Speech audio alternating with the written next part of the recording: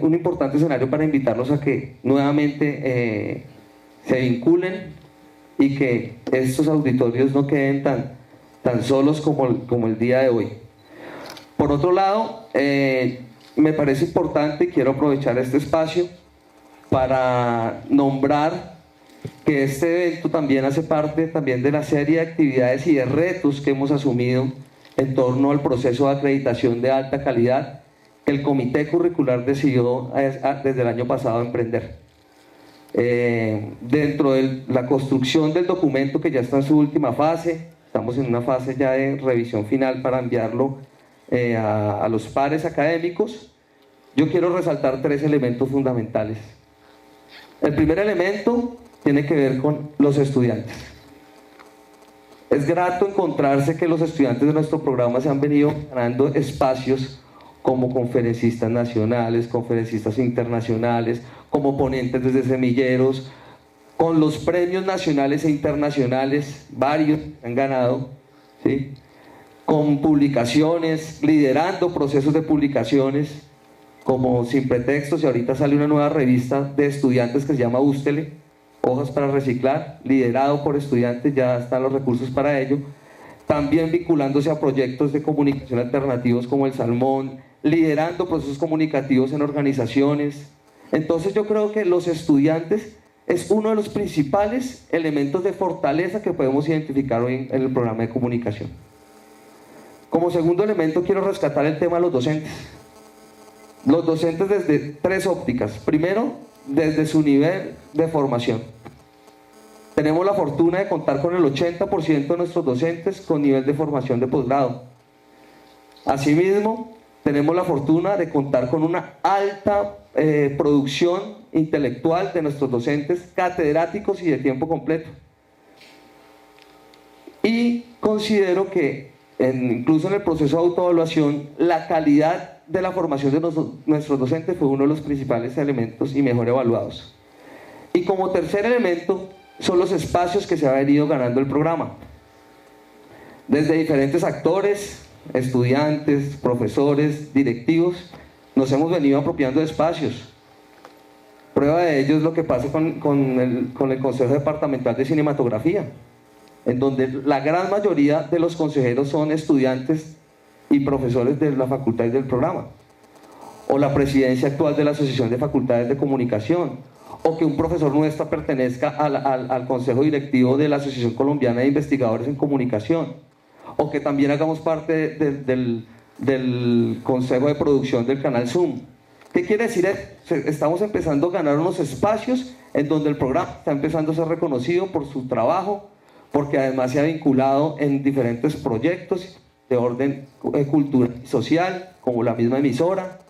Entonces, yo dejo una reflexión final para que demos la apertura oficial de esta, pues a través del profesor Pierre, y es: muchas veces nosotros mismos no reconocemos nuestras fortalezas como lo hace la gente de afuera. A veces nosotros creemos que lo que hacemos nosotros no le damos el valor tan importante que tiene y no nos aferramos a nuestras fortalezas.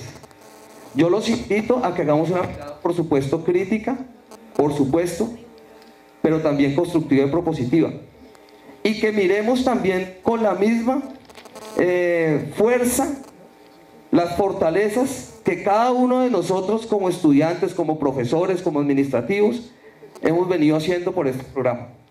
Los invito entonces a que nos sumemos tanto a la reforma como a este proceso de acreditación, que estoy seguro que nos ha mostrado una serie de debilidades grandísimas. Hay que fortalecer laboratorios, hay que mejorar el tema de docentes, pero creo que es un importante espacio y una importante oportunidad para que entre todos logremos soñar el programa que queremos. Muchas gracias. Muy buenas tardes. Un saludo al estudiantado que ya se hace presente en el auditorio, a las invitadas e invitados, a la maestra Marta Rodríguez, que realmente un gusto y una dicha poder estar compartiendo con ella en esta última versión de la Semana de la Comunicación. Rafael, al señor rector, que interesadamente decidió hacer caso a la invitación que le hicimos llegar, y bueno, esta quinta semana de la comunicación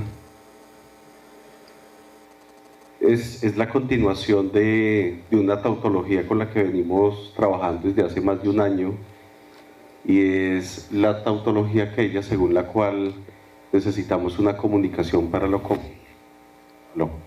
Una comunicación para lo común. Y eso, ese enunciado a veces genera un poco de inquietud, de incomprensión, porque la pregunta pareciera ser, bueno, ¿y acaso la comunicación en su misma definición no asume que es para lo común? Pues aunque formalmente debiera ser así, lo que las conversaciones, discusiones, reflexiones que por más de un año hemos estado sosteniendo con los estudiantes, los profesores del programa de Comunicación Social y Periodismo, pareciera decir que no es así, que la comunicación desde hace mucho tiempo dejó de ser una comunicación para lo común. Ya como lo decía el presentador de esta versión de la Semana de la Comunicación, son muchos los discursos y los hábitos y las prácticas que desafortunadamente se han terminado naturalizando en el mundo y sobre todo en una sociedad como la colombiana, donde estar en lo común es bastante complicado. Nosotros siempre nos preguntamos, porque cada vez que abrimos un evento, por más que se trae gente con unas experiencias importantísimas para el estudiantado, para los profesores, porque casi siempre nos ocurre esto. Bueno, seguramente tiene que ver con que es muy difícil estar en lo común.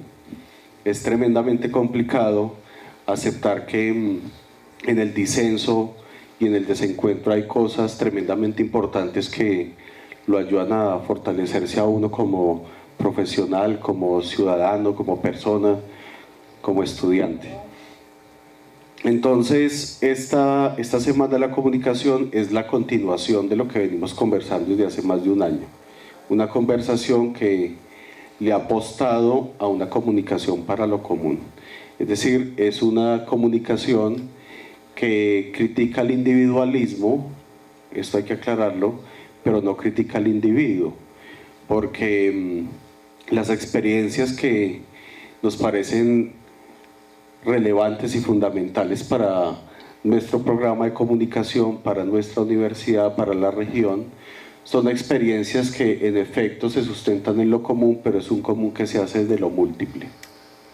No es un común totalmente hermético, cerrado, definido, donde absolutamente todo el mundo está haciendo lo mismo, porque eso sería una negación de la comunicación, sino que es todo lo contrario, es un común que se hace desde la heterogeneidad, desde la diferencia, desde el disenso, desde el ejercicio crítico, desde la propuesta que puede ofrecer esa diferencia crítica.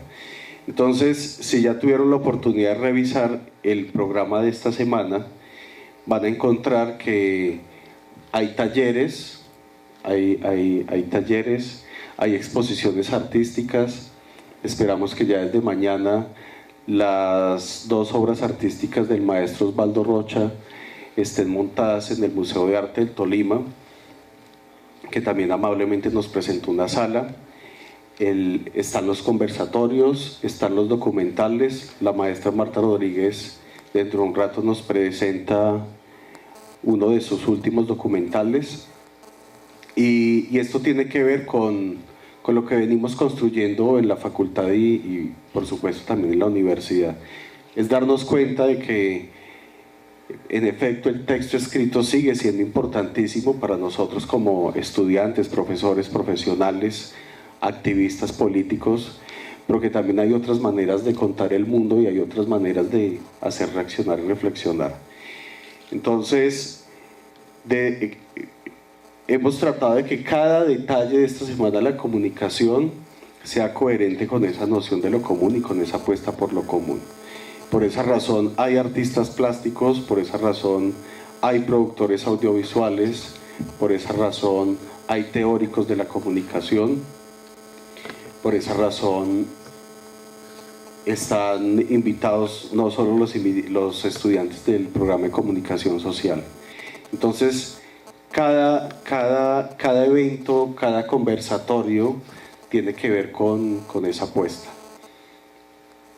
No siendo más, yo quiero agradecer la asistencia de ustedes. Creo que de aquí al viernes se va a hacer evidente que nos gusta lo común, que es muy difícil construir lo común, pero que en esa apuesta estamos. Entonces le doy la palabra a William para que nos hable lo que viene y nos presente a los otros invitados. Muchas gracias.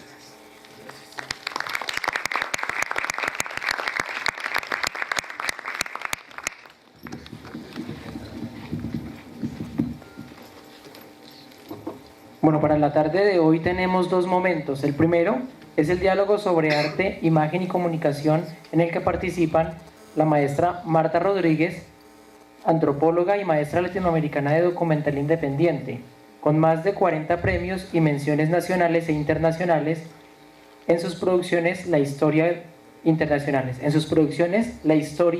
de Colombia es contada por campesinos, sindicalistas, estudiantes, indígenas, mujeres y población afro que son perseguidos y exterminados, pero que también se organizan y se movilizan contra la explotación y la servidumbre. La otra persona que nos acompaña es Jonathan Castro, estudiante del programa de Comunicación Social Periodismo en la Universidad del Tolima, amante del cine y de la producción audiovisual, actualmente coordinador del taller de apreciación cinematográfica del Centro Cultural de la Universidad del Tolima, y escribe su trabajo de grado sobre la obra documental de la maestra Marta Rodríguez. También nos acompaña Osvaldo Rocha, maestro en Artes Plásticas y Visuales de la Universidad Distrital y candidato a magíster en Estudios Artísticos de la misma universidad.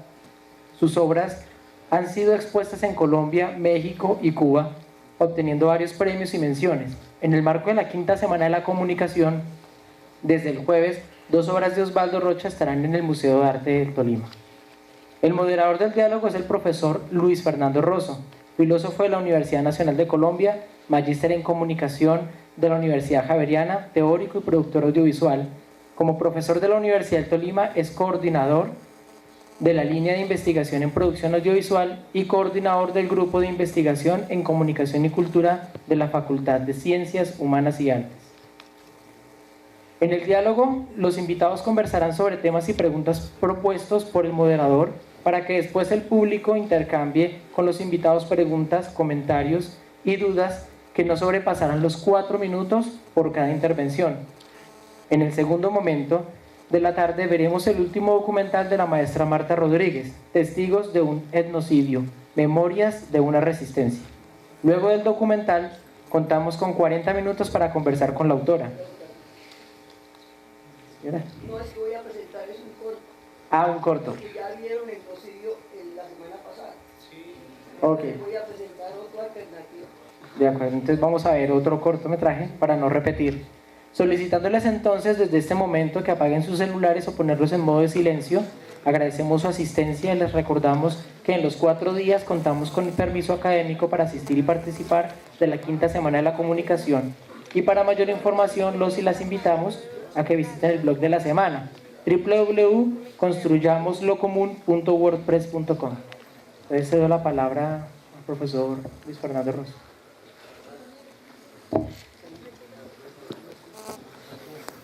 Ya pueden, para que pasen también.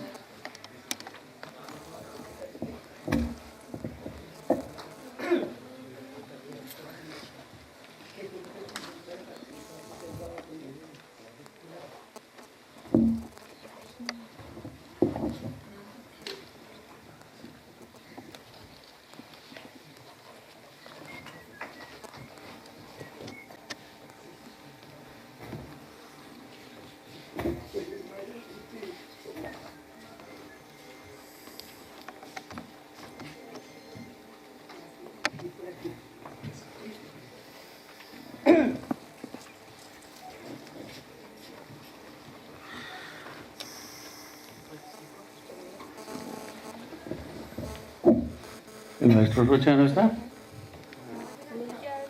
Bueno. Buenas tardes.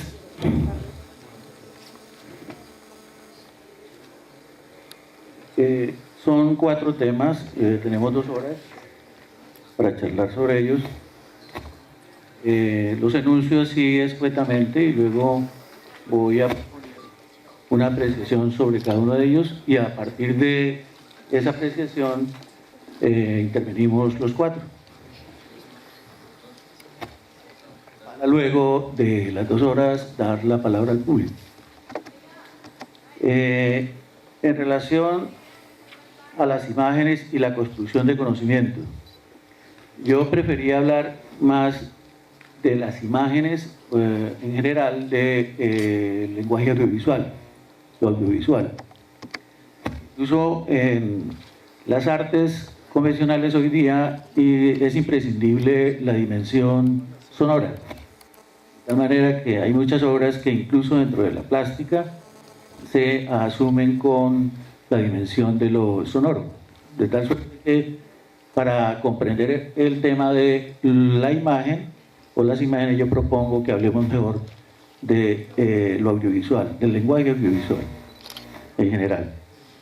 Pero aquí referido en ese primer punto a una problemática que no es nueva, puede parecer incluso como muy obvia, pero que si uno se remonta a la historia del cine, incluso incluidos los primitivos, uno encuentra que este tema del lenguaje audiovisual, de las imágenes en movimiento y su relación con el conocimiento han sido un tema persistente y permanente. Desde los primitivos como Marey, Reynaud, Muybridge, este lenguaje se trataron de utilizar en función del estudio del movimiento del cuerpo de los humanos y del cuerpo de los animales. Hay cortos todavía que se pueden ver incluso en YouTube, donde estas primeras imágenes de los primitivos estaban siendo utilizadas en función, por ejemplo, de esa perspectiva. Efectivamente, luego se plantea el surgimiento del cine como una curiosidad, como un espectáculo de feria, como un divertimento, algo para divertir a las masas, surgían en la modernidad, y al parecer esa dicotomía entre imagen para divertir e imagen para conocer, en el transcurso de los tiempos comenzó a ser hegemonizada por el aspecto del divertimento. No es que, digamos, estemos en contra del divertimento, del espectáculo, del audiovisual en función de una comunicación que está más en función de la comunicación leve, ligera, sino también pensando en que el otro aspecto efectivamente también se ha jugado no solamente en los primitivos del cine, sino también en el desarrollo de la cinematografía inclusiva como industria. Entonces, mi gran problema y tema para ustedes es asumir su apreciación acerca de esta dicotomía de la imagen divertimento, de la imagen espectáculo y esa dimensión de la imagen conocimiento. Si se puede seguir manteniendo esa dicotomía o si hay algún punto incluso donde podamos pensar en una conexión. Y esto tiene consecuencias fuertísimas en relación a la comunicación en general en la sociedad, pero también en la formación en relación a un lenguaje que cada vez se generaliza más y que efectivamente las sensibilidades de los sujetos sociales están más capturadas por ella. Entonces yo abro la participación en función, por ejemplo, de ese primer punto. ¿Quién quiere empezar? Pues yo creo que lo que representa en América Latina el cine político que tiene su origen en los años 60 o 50, porque ya en Bolivia hay un cineasta, Jorge Sanginés, que está filmando indígenas aymara en lengua aymara. Él hizo una gran obra sobre también, él también utilizó, por ejemplo, la puesta en escena con indígenas que formaba cuando mostró las masacres de las minas allá en Bolivia. Y todo este cine que surge, que arranca con los años 50, también tenemos al maestro que hizo Tire Die, el viejo Fernando Birri, que lo hace en una escuela en Santa Fe con un taller de alumnos, y son como las primeras imágenes de ese rostro de América Latina, de la gente explotada, marginada. Son niños que corren por un viaducto pidiendo una moneda, tire die, y son como los inicios de un nuevo lenguaje de la imagen, de cineastas comprometidos a mostrar otra imagen de América Latina. Está Glover Rocha con la corriente de Cinema Nuevo, que tiene la teoría, la gran teoría de la estética del hambre, la estética de la violencia, y él quiere filmar con luz de Brasil.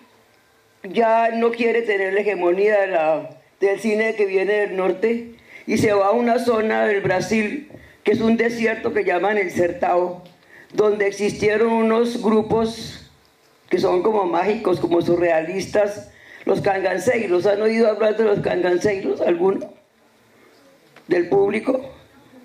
Bueno, son unos, María Bonita, y eran un mito. Eran como, usaban unos trajes muy particulares con monedas de plata, eran como una leyenda. Y Antonio das Mortes es el hombre que está al frente de asesinarlos, porque era un grupo como disidente, pero y Glover hace las grandes películas, El Diablo en la Tierra del Sol, y hace la gran obra que hizo Glover Rocha, La Historia de Brasil. Luego tenemos la Revolución Cubana, y entonces ahí surge un nuevo cine latinoamericano, en el ICAI, Arte e Industria, y sale un cine de los grandes maestros, el maestro del documental Santiago Álvarez. ¿Sí lo han visto, sí lo conocen, a Santiago Álvarez? Pregunto, maestro, ¿lo conocen? Deben conocerlos si han visto apreciación cinematográfica. Bueno, yo pregunto a ver quién me contesta. Sí. Y los grandes maestros del cine cubano, Gutiérrez Alea. ¿Qué hizo Gutiérrez Alea? Memoria de su desarrollo. Bravo, bravo, bravo.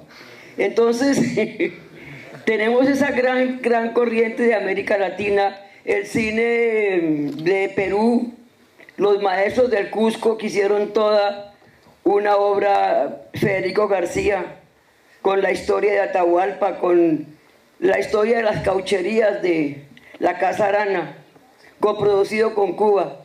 Y también tenemos en Colombia, que surge en los 60, un movimiento de cine político. Somos los pioneros con Jorge Silva, haciendo el primer documental en Colombia llamado Chircales.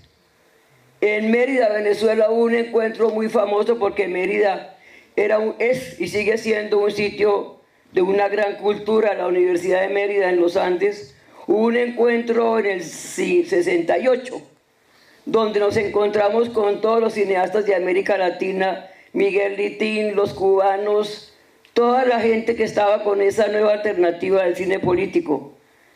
Y de ese encuentro, que luego hubo otro en Cuba, porque Cuba se volvió como el sitio del encuentro de los cineastas de América Latina, se crea todo un movimiento que luego, cuando vienen las dictaduras militares en Argentina y en Chile, muchos fueron torturados y asesinados, como Jorge Cedrón, y que hicieron una película sobre que lo torturaron. Y entonces es toda la resistencia se surgen los tupamaros, que hoy día el presidente era un antiguo tupamaro.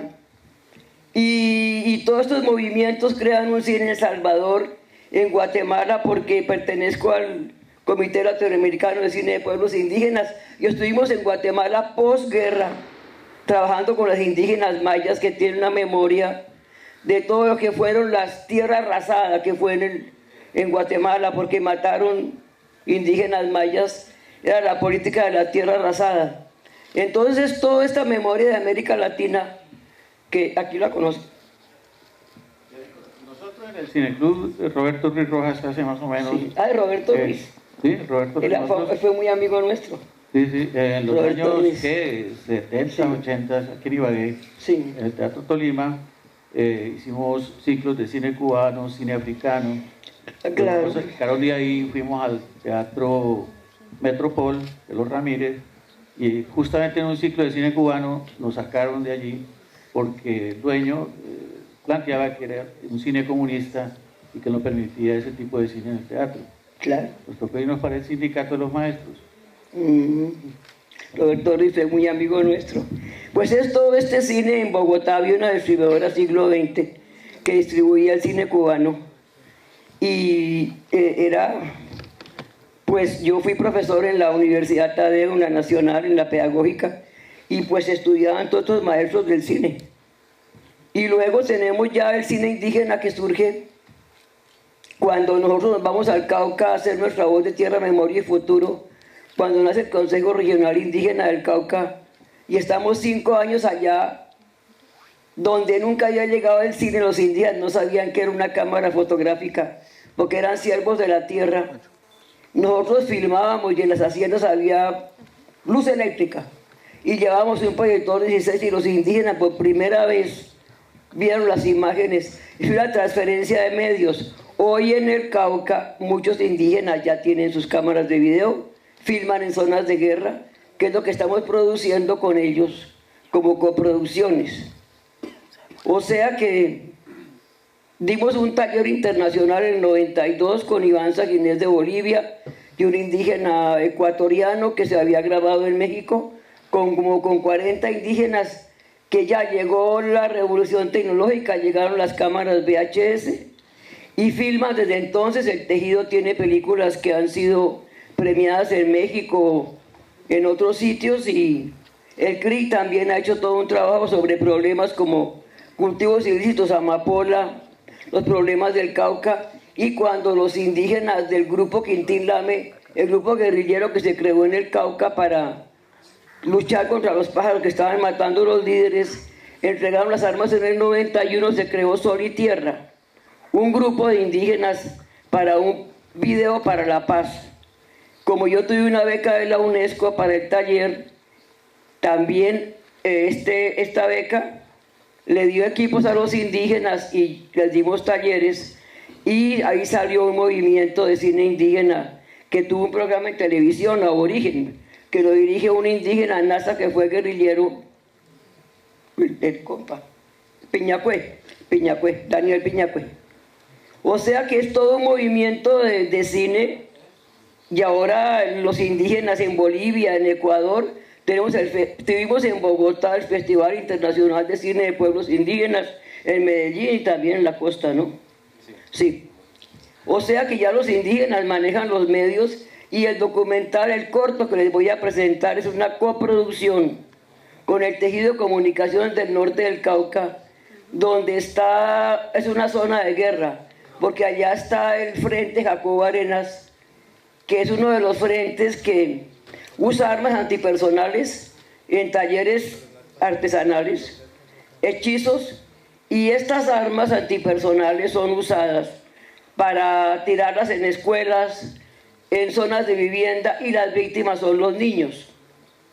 Este corto que van a ver lo filmaron los indígenas en un resguardo Huellas, cuando un indígena, Abel Cualque, padre de la niña que murió, María Vanessa Cualque, él trabaja en la radio, en el Tejido de Comunicaciones en Santander de Quilichao, y su hijita de 11 años en Huellas estaba en su casa con su familia, y había combates y la niña salió a la puerta y un tatuco que rompió un árbol, una esquirla, le atravesó el corazón y la desangró. Y todo fue filmado por los indígenas. Todo lo filmaron ellos, y en un encuentro de víctimas en Univalle me pidieron que hiciera memoria de estos niños, porque estos niños no pueden quedar sin nombre, no pueden quedar como que no son nadie, no son en Colombia nada, niños que están perdiendo la vida por esta guerra inútil que hay en el Cauca. Entonces me comprometí con Feliciano Valencia, un líder del norte, y el papá de la niña Verde, a hacer un pequeño documental en memoria de María Vanessa. Aquí me ayudó mucho Felipe, porque el material se filmó en medio de combates y eso era muy... Cuente usted que le tocó tener paciencia. Vete a ver.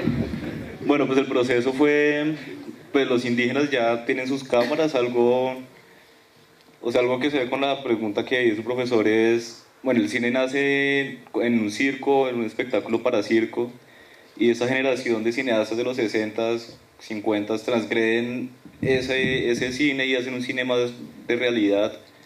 Pero ahorita vemos como nosotros tenemos cámaras en los bolsillos con los celulares, pero es un cine sin contenido. Entonces lo que hacen estos indígenas es grabar su diario vivir, sus combates, los entierros. Entonces ellos graban el material, lo que nos queda muy difícil ir al Cauca por el conflicto que hay, y nos mandan el material y nosotros lo limpiamos, pues a veces tiene problemas pues, como estéticos, corrección de luz, corrección de color, los saltos, y ya le damos como el sentido pues, cinematográfico a la idea de ellos. Bueno. Y así realizamos el corto, se llama No hay dolor ajeno. Es un homenaje a estos niños que están muriendo en el Cauca por una guerra inútil, porque es entre hermanos. Y hice una entrevista con este líder, a Feliciano, en Barrancabermeja, en un encuentro campesino, y Feliciano nos cuenta cómo es la guerra en el Cauca, cómo las guerrillas de las FARC están convenciendo a adolescentes, niñitos, diciendo que el cabildo no sirve, que el cabildo es malo, les ofrecen un celular, una moto y se lo llevan y los meten con el demonio de la guerra. Y muchos niños en el Cauca se están yendo con los señores de las FARC. Y allá, como es el departamento donde se da la mejor marihuana, porque la marihuana de Corinto es la más famosa, por aquí como que la conocen, por lo que se están riendo, sí señores. Y también la coca y la amapola. Es el sitio ideal para una guerrilla que tiene salida al Pacífico. Y allá hay sembrados de marihuana tecnificados, muy tecnificados, con todo lo que se quiere para Marta, sembrados. En verdad que la cinematografía tuya está en una dirección de una representación de los avatares, de las luchas, Sí. de las comunidades, tanto desde ese trabajo de Chircales hasta la última documental que vimos. En esa producción efectivamente es inevitable encontrar una representación que tiene un contexto que nos pertenece, que refiere a la memoria, que refiere a un conflicto y una lucha que ha sido perenne en el territorio colombiano, que incluso puede tener referencias en otros países latinoamericanos. Desde esa óptica efectivamente tenemos una representación que es pertinente y válida como conocimiento de estos procesos. Ahora bien, en el medio masivo comunicativo, ¿cómo ha sido esa trascendencia de ese cine? Si efectivamente ha permeado no solamente las comunidades, sino también ámbitos que impliquen a una población que de una u otra manera tiene que referir a ese problema. Mira, el compromiso con el Cauca es que ellos tienen copias de todos los documentales, porque ellos tienen escuelas de formación. O sea que cuando hicimos, ahora ellos van enriqueciendo el documental. Por ejemplo, cuando editamos lo de la niña, me dicen que queremos mandarle más material para que hablemos con la maestra, para que nos cuente que era la mejor alumna. La abuelita le tiene un altar allá, el papá le había hecho un bastón porque ella quería ser gobernadora. Ellos van enriqueciendo el documental, se va creando con ellos, ¿no? Y este documental lo hemos presentado en Brasil, en Venezuela, en muchos sitios, en México, en muchas partes ha ido estos documentales, porque además estamos luchando contra el uso de minas con el horrible nombre de quiebrapatas o cazabobos, como dicen los de las FARC, para que no usen armas antipersonales. Ahora van a entrar en el tema de las víctimas. Y hoy hablaron, lo vi por televisión al mediodía, los señores de las FARC en Cuba, diciendo que saben que hicieron mucho mal y que van a responder a las víctimas. Vamos a ver si tienen la humildad de reconocerlo y de que haya justicia y reparación de todo el daño que han hecho. Bien, vamos a escuchar al artista, a ver qué nos puede decir. Buenas tardes. Primero, un honor, ¿cierto? Maestros. Creo que es un orgullo estar aquí sentado al lado de ustedes. Además me siento como chico, ¿cierto? Como recién iniciando estas labores en el mundo del arte.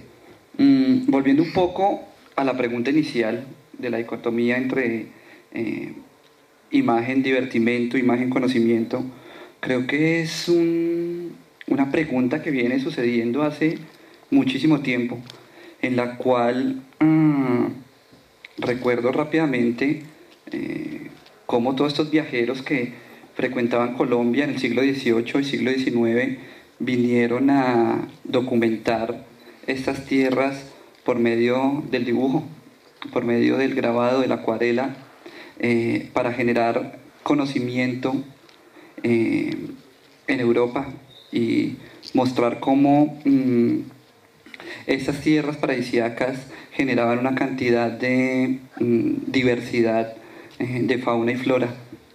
Entonces, esta dicotomía se viene dando hace muchísimo tiempo, ya que, digamos, esta documentación gráfica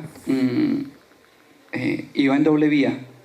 Iba en la vía de producir conocimiento, pero también en entretener, en divertir a estos grupos elitistas y burgueses que estaban deseosos de conocer estas tierras tropicales.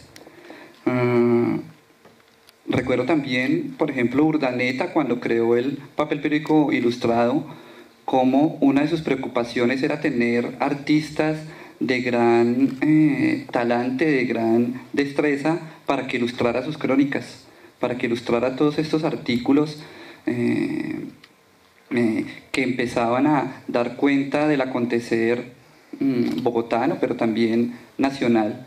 Entonces encontramos una riqueza gráfica extraordinaria en ese papel periódico ilustrado, pero desde entonces ya se tenía claro cómo el papel de la imagen tenía que hacer un papel de divertimento, un papel en el cual no simplemente el texto escrito podía tener la contundencia, sino que la imagen tenía que apoyarlo.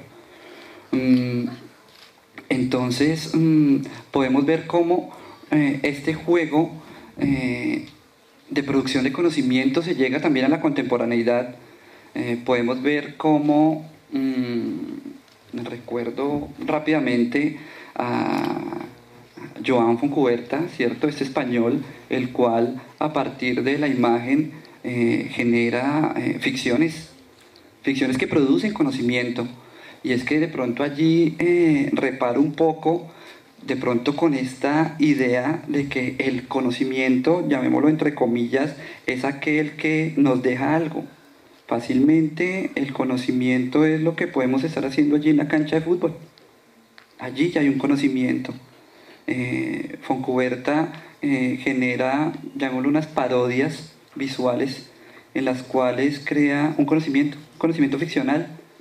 Hay una exposición que recrea en un museo de historia natural en el cual crea unos seres supremamente, llamémoslos mitológicos, en el que ensambla animales y crea unos seres, llamémoslos fenomenales, en los cuales, por la misma calidad en la cual son presentados, crea la ambivalencia, ¿cierto? Crea la duda en el espectador de si son ciertos o no. Y allí está engañando, pero ese engaño es conocimiento. Retomémoslo un poco también a lo que sucede en Colombia con los medios de comunicación y estos medios que monopolizan los medios. Ellos están creando conocimiento. Un conocimiento, llamémoslo perverso, un conocimiento que dirige su medida a sus intereses, pero crean un conocimiento. Entonces yo creo que hay que entender que esa ambivalencia, ¿cierto?, entre conocimiento y divertimento siempre está unida, ya que hay que entender que yo lo veo por el lado de la industria, el lado de la industria del audiovisual, pero mismo la industria de la gráfica, ¿cierto? Son completamente atadas a la industria, ya que se necesita completamente estar conectados. Tal vez de pronto desde mi formación como artista plástico, con influencia, una gran influencia de la publicidad y del diseño gráfico, entiende el arte y la comunicación como un problema de enganchar espectadores, enganchar y atraparlos de una u otra forma. Entonces, puede ser desde el audiovisual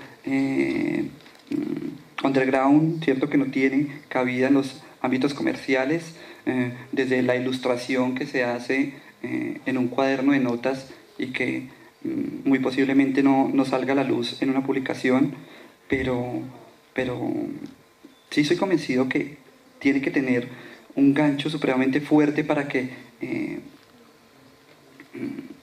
el espectador, ¿cierto?, aquel que lo escucha, lo ve, sienta atracción por ese producto, llámese audiovisual o gráfico. A ver, ¿qué le ha enseñado el programa de comunicación a nuestro querido alumno? Buenas tardes. Primero agradecer la invitación a los profesores organizadores del evento, y pues también es un honor estar al lado de maestros de la cinematografía y del arte. Yo creo que, bueno, esa dicotomía, primero yo partiría diciendo que frente a lo que aprendemos en las historias, ¿sí?, en cuanto a la imagen, no es una historia de la imagen, sino las historias de la imagen. Me parece que en el caso de la imagen en movimiento, bueno, uno podría mirar por un lado los antecedentes técnicos de la aparición del cinematógrafo. También podría, digamos, arrojar luces en cuanto a la pregunta que arrojó el profesor Rosso, ¿sí? Y es pues entender también que si bien en el caso del cine habría que mirar cuáles son los contextos y los procesos dentro de los que aparece como tal, ¿no?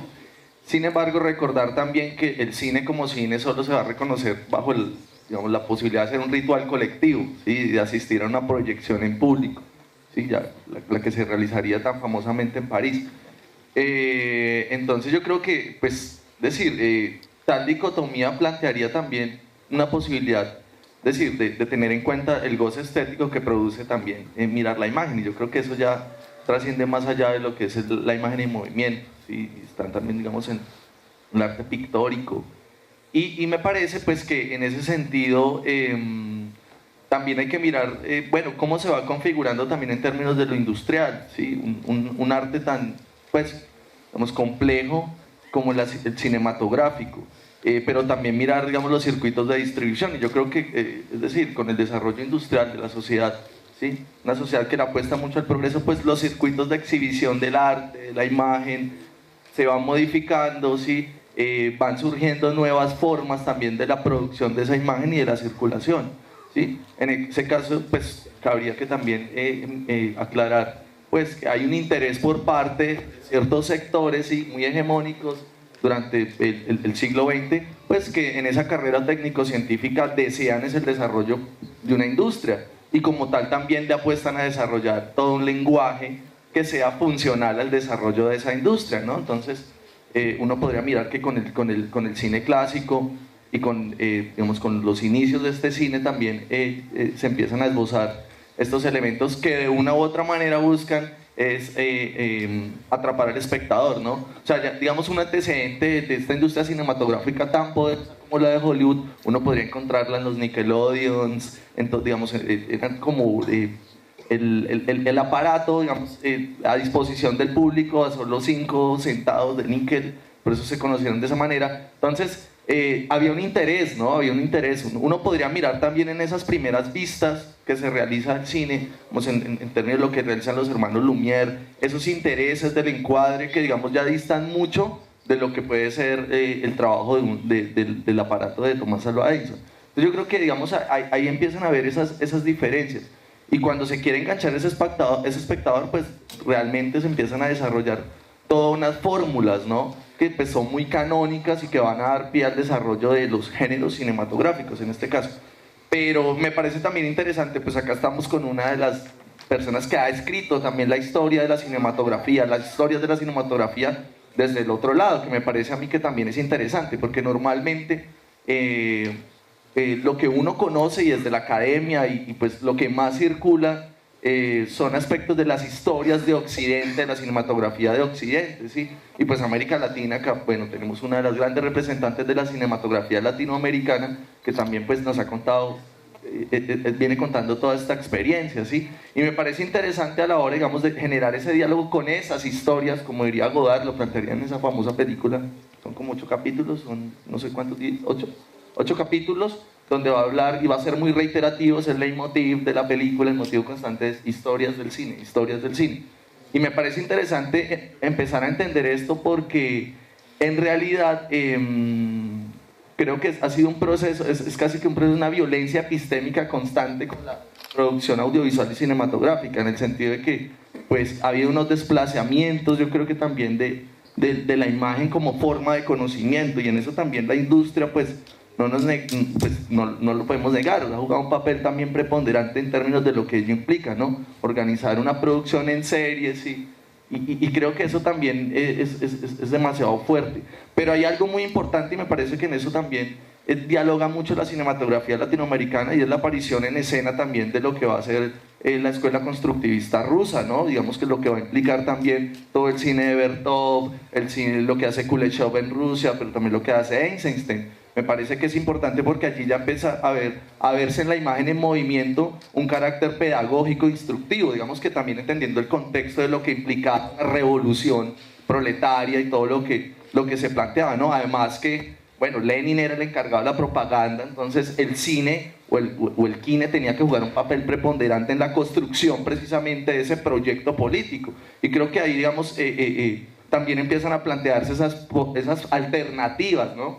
Que creo que, bueno, van a dar al traste con muchos otros procesos, ¿no? Con el desarrollo de esas nuevas miradas, esos nuevos cines, como el nuevo cine latinoamericano, pero digamos, las nuevas estéticas que empiezan a cuestionar también esas industrias. Y pues ya en términos de lo que ha sido también la academia, yo creo que con los de Frankfurt hay una muestra, y es que ellos desplazan también las posibilidades de ver en el cine, ¿sí? Ya que es un arte de masas, más separándose de lo que tanto reiteraba Barbero sobre Benjamin, ¿no? Benjamin va a armar como tolda aparte, pues, y va a hacer una lectura muy diferente, digamos, también, y muy apropiada de lo que va a ser el cine, pero además porque Benjamin, digamos, que se deja abordar por todo lo que va a ser las nuevas atracciones, juguetes ópticos, el cinematógrafo en la París que él vive, ¿no? En la París donde él está, y creo que eso es importante, y creo que es una de las muestras, una de las obras que dentro de la forma y su método, digamos, está muy presente lo que va a ser estas fulguraciones, como lo llama él, lo que va a ser la imagen, la aparición de esta imagen. Entonces yo creo que ahí podrían haber unas posibles variantes. Me parece a mí que sin embargo, habría que mirar también esto en términos de la exhibición, y creo que, y cuáles son esos circuitos, porque también, digamos, esas diferencias tan tajantes, yo creo que se puede hacer, eso está demostrado, o sea, se puede hacer un cine que implique divertimento, pero que también, digamos, cuestione el lugar del sujeto y del espectador, ¿sí? Y me parece que eso también lo puede uno encontrar en algunas cinematografías, esos diálogos. Yo creo que no es una separación tan mecánica como muchas veces también se ha querido presentar. Gracias. Para redondear y dejar una inquietud en el público, pues podríamos traer a cuento lo que Eisenstein refiere de la relación entre Griffith y Dickens. Efectivamente, está la pregunta, ¿cómo es que Dickens asume esa relación problemática entre un cine que es de masas, pero un cine que de otra manera también, por lo menos en la cinematografía de Griffith, dejaba muchas preocupaciones de tipo social, histórico. Griffith, según Eisenstein, en algún escrito ha planteado que efectivamente al público hay que moverlo, ¿sí? Hay que moverlo de esa manera un tanto instintiva, pero fundamentalmente para que después de que salga de la película piense en algo sin que se haya dado cuenta que lo han puesto a pensar en algo. Era como la idea de Griffith en relación a esa relación problemática entre un cine que es masivo de divertimento y algo de la preocupación que quería dejarle el autor Griffith al público. de tal manera que no se dé cuenta, pero que después de que salga de la película algún bichito le quede en el cerebro para problematizarlo. O también referir el gran cine de Chaplin. La cinematografía de Chaplin es todo un acontecimiento de divertimento masivo, pero planteando problemáticas muy fuertes. Algo así como esa idea que tenía, que tiene eco en El nombre de la rosa, a través de la risa conocer el mundo y problematizarlo. Pues El gran dictador, La quimera del oro, Tiempos modernos, son una crítica bastante ácida de la sociedad que le tocó vivir a Chaplin y el punto de vista que él tuvo para defender a aquellos que hoy llamaríamos vulnerables. Yo creo que ahí se confabula bastante esa idea del espectáculo masivo con dejarle preocupaciones al público o plantearle puntos de vista sobre problemas del contexto, de la sociedad, de la historia. Bueno, para pasar al segundo tema, me parece que puede articularse mucho este primero, y yo quiero referir incluso la obra de Marta. La obra Chircales, yo recuerdo que le impresiona a muchos, no digamos críticos, sino a mucha gente que la veía, esa secuencia donde la niña va a hacer la primera comunión, ¿sí? Y esa secuencia la relacionábamos muy cercanamente con una película que después se hizo, después de tantos tiempos, Nuestra voz de tierra, memoria y futuro, donde hay toda una dimensión que, digamos, confabula la poesía, con una fotografía bastante elaborada de Jorge Silva. Entonces, nos parecía a esos que hacían esa relación que efectivamente la dimensión estética, la preocupación por la elaboración de la imagen, la fotografía y la manera como a través de esa dimensión artística se le daba campo a la ficción, ¿sí? Como la ficción se entronizaba de una manera muy fuerte en ese momento, por ejemplo en el formato documental, ¿sí? Cómo efectivamente eso ponía al realizador, al artista, en una relación muy íntima entre realidad y poesía, ¿sí? Que es el segundo tema que vamos a tratar. Y yo podría referir también una situación problemática con la teoría del cine imperfecto, ¿sí? De García Espinosa, que en algún festival de cine latinoamericano Patricio Guzmán se atrevió a contradecir, en el sentido que, digamos, el cine imperfecto asumía la urgencia del mensaje político y en función de la necesidad de la denuncia política y de la confrontación crítica de la realidad que se está viviendo en Latinoamérica, se asumía que era más importante esto que ponerle cuidado, por ejemplo, a la iluminación, al encuadre, a la fotografía, etc. ¿Sí? Algo así como una especie de toma de partido por la necesidad de la urgencia de la denuncia política, renunciar a la elaboración de la forma, dadas las necesidades de lo urgente que era la denuncia política. Patricio Guzmán se atrevió a decir que lo contrario, que efectivamente para lograr una comunicación con el público masivo era necesario, en función precisamente de esa denuncia y de ese examen denso de la situación crítica política y económica de Latinoamérica, ponerle mucho cuidado a la dimensión estética, a la elaboración artística de la imagen. Y seguramente Patricio Guzmán ha sido consecuente con eso después de su batalla de Chile, donde estaría muy en la línea de García Espinosa, del cine imperfecto. Él ha hecho un último documental, ¿sí? La nostalgia de la luz, ¿sí? Donde la poesía se destila en cada secuencia y en cada imagen que él elabora. Creo que Marta lo ha visto este documental. Mira, conozco la obra de Patricio desde documentalista, porque yo lo conocí en Leipzig en el 72, cuando nos dieron los premios con Chircales. Y él empezaba su trabajo como documentalista y seguí su proceso cuando empezó a filmar la batalla de Chile. Cuando él decía, yo estaba filmando la batalla de Chile, pero realmente lo que estaba filmando era que iban a tumbar a Allende y iba a venir todo eso que fue el golpe en Chile, ¿no? porque él empezó testimoniando el movimiento de Allende y terminó fue que le tocó irse a Cuba. Yo estaba en Cuba editando Nuestra Voz de Tierra y Patricio estaba editando La Batalla de Chile. Allá me lo encontré en Cuba y él estuvo en el estadio detenido. A Patricio lo metieron al estadio de Chile. Lo sacó un gran cineasta francés, Chris Marker, lo sacó.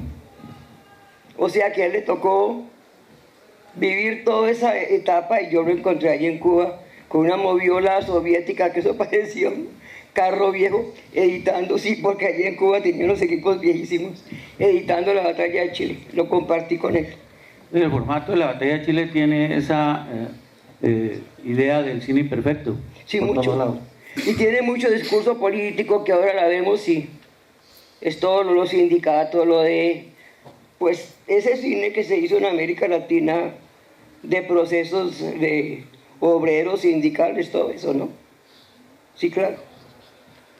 En esta temática de arte y realidad, de documento directo, prosaico y literal y dimensión estética, ¿qué podría decirnos, maestro Rocha? Pues entendiéndote un poco en cuanto a esto de lo poético, ¿cierto? En cuanto a la imagen audiovisual, yo, pues me perdono un poco, yo siempre me salgo como a mi campo específico, que son las artes plásticas. Lo veo un poco y no me alejo tanto de pronto con el trabajo de José Alejandro Restrepo, ¿cierto?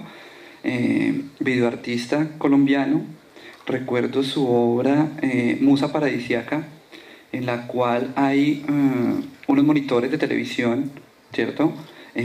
Suspendidos del techo con racimos de bananos, ¿cierto? Y en el cual se está mostrando esas pantallas, diferentes imágenes de masacres acontecidas en el territorio. Y cómo la interdisciplinariedad de, llamémosla esa poética de las artes en las cuales conjuga el video, ¿cierto? Pero conjuga la instalación, conjuga lo sensitivo, ¿cierto? Porque apenas uno entra a la sala, lo inunda uno ese olor a banano, ¿cierto? Hablándole un poco de esas plantaciones, él también hace muchísima alusión a esa masacre de las bananeras. Entonces, es todo un juego poético, es un juego poético que no se queda simplemente en lo bidimensional, sino que trasciende a alterar esos estados por medio del trabajo con los sentidos. También en esa poética podemos encontrar a Óscar Muñoz, ¿cierto? Con ahorita esa última retrospectiva que hizo el Banco de la República, maravillosa, en la cual mostraba cómo Óscar Muñoz juega con la imagen todo el tiempo, su obra de retratos de los narcisos, en el cual dibuja gente desaparecida sobre losas de cemento hirviendo, y dibuja rápidamente y cómo esa imagen del desaparecido se desvanece por la rapidez primero del pigmento que es agua y de la calor al contacto desaparece, pero entonces está esa poética de hablar de cómo el desaparecido no deja rastro, pero también deja esa huella completamente profunda en la sociedad y en la familia. Otra imagen poética que recuerdo, Miguel Ángel Rojas, hablando de estos hombres mutilados por la guerra, en la cual muestra, y llamémoslo, puede ser el otro lado, porque es que tal vez en arte uno no se puede parar en posiciones completamente radicales, en los cuales podemos hablar solamente de quien está a un lado. Miguel Ángel Rojas, para este trabajo, no recuerdo el nombre, habla con un soldado que ha perdido una de sus piernas y le hace un registro fotográfico simulando una escultura grecorromana en el cual poetiza, ¿cierto? Y crea una estetización de la guerra que lo aleja a uno. Esa poética es como hablar de la guerra sin mostrar sangre. Esa poética de mostrar de un conflicto, hablar del conflicto sin necesidad de estar ahondando en ese amarillismo en el que caen ahorita los medios para poder mostrar algún hecho violento. Lo hace el arte, y en este caso las artes plásticas lo hace de una manera alegórica. Ahí sí, antes de darte la palabra meto la ficha, porque es que hay una preocupación muy fundamental en relación a las imágenes del horror. Una profesora de los Andes, en un seminario de investigadores de cine, comentaba que ella tenía un corpus de imágenes del horror, de todas estas imágenes que se han producido en esta guerra en Colombia, y nos preguntaba, ¿qué hacemos con esas imágenes? ¿Sí? Son imágenes que efectivamente no se muestran en los medios porque son imágenes que hieren la sensibilidad del público, que pueden caer en la crónica amarillista, en la especulación espectacular, ¿sí? Y si las mantenemos con esas calificaciones, van a seguir siendo invisibilizadas. Y la pregunta nos la dirigía muy directamente: ¿qué hacemos con esas imágenes del horror? ¿Van a seguir archivadas? ¿Van a seguir siendo guardadas? ¿O qué? Entonces, cuando tú citas estos trabajos donde la alusión poética conduce a esa dimensión del horror, ¿sí? Sin tener esa especulación de la sangre, parecería que también contribuiría ese punto de vista un tanto a esa invisibilización de las imágenes del horror. Pero, sin embargo, la posibilidad de relacionar esas imágenes del horror con algo que profundamente le ha pasado a demasiada gente en un territorio. ¿Cómo tratarlas? ¿Cómo asumirlas? Algo así como la pregunta: ¿cómo mirar directamente a los ojos de la muerte? ¿Sí? Y enfrentarla. En un curso de realización argumental hemos tratado de proponer una dirección para mirar esas imágenes del horror como si estuviéramos mirando a los ojos a la muerte. Y es la idea de referirlas exactamente a un contexto de una obra artística que no solamente nacional sino internacionalmente podría referirse, empezando por el paradigmático cuadro de Obregón, de la violencia, y los bocetos que él hizo para llegar a esa alusión tan fuerte y tan densa y tan poética, ¿sí? de esa imagen tan equivalente a esa imagen del campesino atado a un árbol y desgonzado, que fue ícono de la violencia de los años 50, ¿sí? Entonces, yo me permito darles la palabra de ponerles ese problema, ¿sí? Pues yo creo que me ha tocado enfrentarme con la muerte más de una vez, porque en un taller que di en Popayán en el 92 había ocurrido una masacre en la hacienda Nilo, en Caloto, Cauca, donde fueron masacrados 20 indígenas, mujeres, niños, y los remataron con hacha. Esto ya no lo filmamos nosotros, lo filmó Antonio Palechor y Manuel Sánchez, que eran los indígenas que manejaban la oficina de comunicaciones del CRIC. En el taller, Palechor había hecho como un intento de editarlo y lo llamó Crónica de una masacre anunciada. Pero él no tenía equipos y no tenía medios, y en el taller, como nosotros llegamos con equipos y profesores, editamos esto y nos enfrentamos con Iván Sanginés a imágenes realmente macabras de mujeres desnudas, llenas de balazos, de machetazos, caras destrozadas. Y yo dije, eso no lo puedo mostrar porque lo que consigo es un efecto contrario. Entonces le dije a Jesús Piñacue, que era presidente del CRIC, cuénteme la historia de las luchas de ustedes los NASA, y pongo 3, 4 imágenes porque él estuvo en el duelo y en el entierro. Y logré editarlo así, con la narración de Jesús Piñacue. Esa masacre, esas imágenes tan macabras no pude utilizarlas. Con la niña Margie Vanessa igual fue la pelea, ¿no? Porque era tan macabro ver una niña desangrada, llena de esquirlas, en una mesa, la madre gritando, no me maten al hermanito. Era algo que mi hijo Lucas me decía, pero eso es macabro, ¿usted cómo se mete con eso? Fue un debate tenaz, ¿no? Y entonces, ¿qué hicimos? Yo editaba con este niño y con Fernando Restrepo, que trabaja conmigo, y Fernando no soporta filmar muertos, él no filma muertos ni por nada del mundo. Entonces era una pelea con él porque yo quería mostrarle a la guerrilla lo que hace con matando niños de esa manera tan irracional. Pero Fernando me decía, no mi señora, eso es macabro ni por el diablo, porque cuando llega a la morgue y la niña está rígida y la meten en un saco como de plástico y eso es horrible. Entonces, ¿qué hicimos?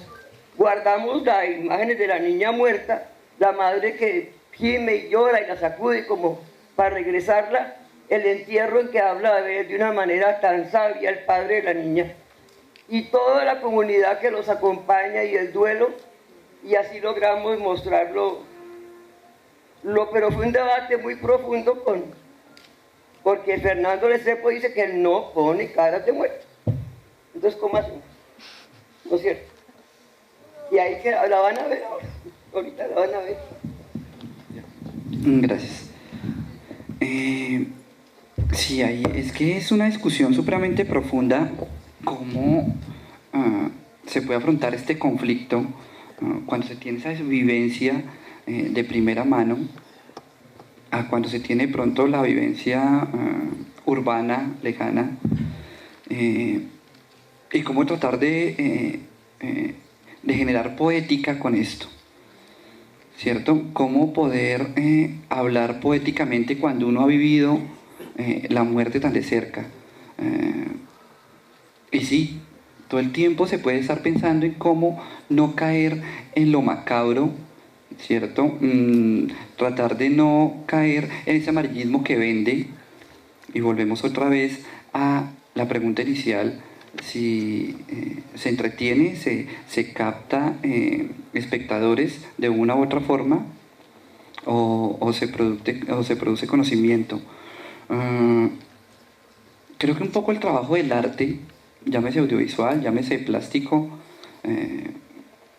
música, teatro, es tratar de poner algunos velos que empiecen a cambiar la mirada, que ese horror, que no creo que es invisibilizarlo, sino empezar a transformarlo. Tú mismo lo decías como la violencia de Obregón, ganador de un Salón Nacional, empieza a adentrar al público colombiano y al público que empieza a fijarse en las artes como una manera de producir historia, empieza a entender cómo el conflicto armado es algo completamente, es algo que atraviesa completamente la política, lo social, pero no puede alejarse del arte.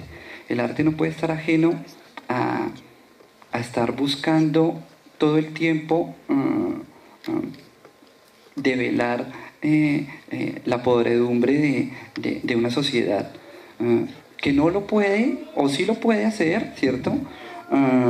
Hablándolo directamente, porque allí entraríamos a ese campo que es la estética del horror, y cómo el horror tiene ya una estética, ¿cierto? Y lo gore empieza a mostrarse como una forma de hablar directamente, porque también estas mismas vanguardias se han ido cayendo, y el mostrar directamente esos horrores es algo que está, llamémoslo en boga, algo que se está trabajando.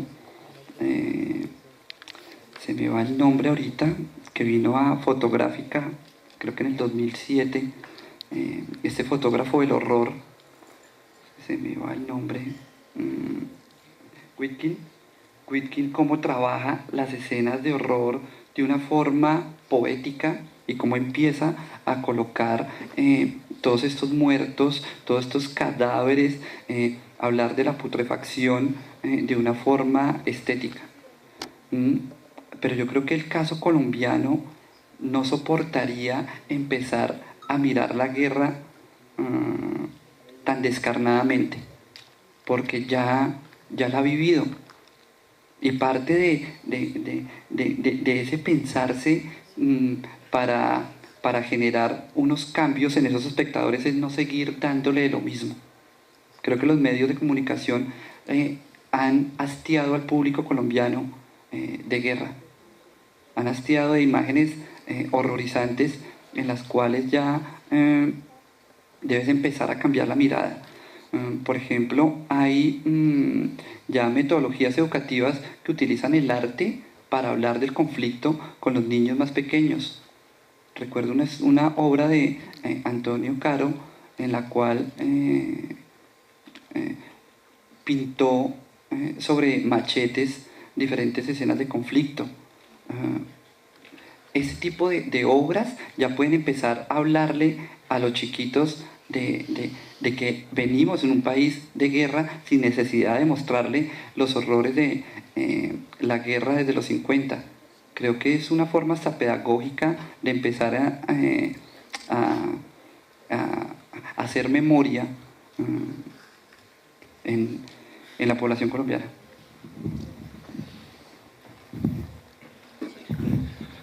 A ver, yo pensaría que frente a este tema de lo poético y bueno, y en esta discusión que se ha centrado digamos, este tipo de estéticas del horror, pues a mí me parece que en definitiva hacen parte, ¿no?, de la cotidianidad, ahora más en un país pues como Colombia.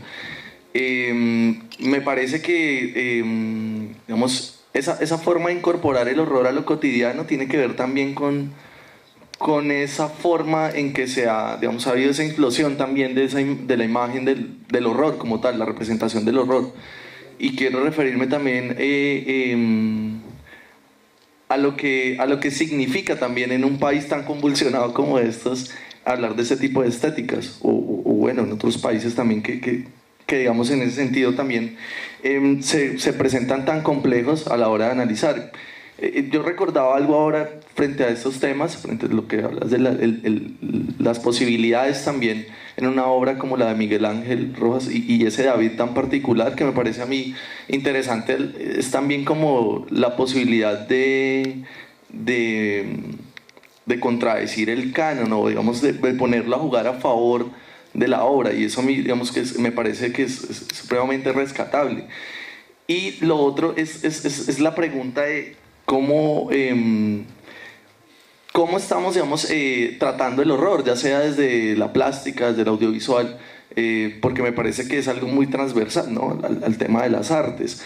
Y es que digamos, lo feo también genera gusto, el horror también genera, digamos, elementos que permiten hacer valoraciones estéticas a un espectador como tal, y lo retomo también por esta implosión ahora del apocalipsis zombie, ¿no?, que vuelve también toda esta estética tan bizarra, y que creo que también, digamos, eso configura de otra manera las formas de ver qué estamos viendo, ¿no?, porque uno se encuentra que Cine Colombia prefiere dejar un mes, como decía Lucas Ospina en su blog, una película como Inglourious Bastard de Quentin Tarantino, pero no pasa el documental No hubo tiempo para la tristeza de Memoria Histórica, el Centro Nacional de Memoria Histórica. Entonces, no sé, bueno, ¿qué está pasando aquí? O sea, ¿qué es lo que estamos consiguiendo como sociedad? Y también, bueno, más allá de poder enjuiciar o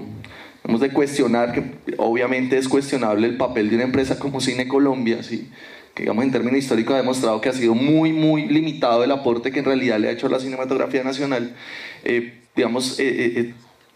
toma este tipo de determinaciones. Entonces, me parece a mí que lo que deberíamos ahorita entrar, digamos, a mirar, sobre todo en el ámbito de lo académico y lo que implica también un programa como el de nosotros, es de qué manera vamos a tratar el horror, ¿no? Si nosotros, digamos, en el caso de periodistas, comunicadores, o en general las personas que de una manera están cercanas a esto, ¿de qué manera? Sí, o sea, ¿cuál va a ser la manera en que se va a hacer ese tratamiento? ¿Cuál es el lenguaje para nombrar lo innombrable, que se ha llamado en algún momento? Entonces, me parece a mí que también, porque eso implica también, si eso se vuelve una rueda suelta, eso implica también que no hay una responsabilidad ética, me parece a mí también, frente a esto, ¿no? Porque ha sucedido. Acá vimos el documental en Cuerpos Frágiles de Oscar Campo. Parece a mí también que, bueno, Oscar está también cuestionando mucho pues el trabajo mediático, ¿no?, el trabajo del noticiero, permanentemente bombardeando precisamente con imágenes este tipo de cuerpos, porque unos cuerpos son buenos, otros terminan siendo malos. digamos que uno podría mirar en esta larga historia y digamos esa secuencia trágica de lo que ha sido el país, las romerías acá cuando mataron a los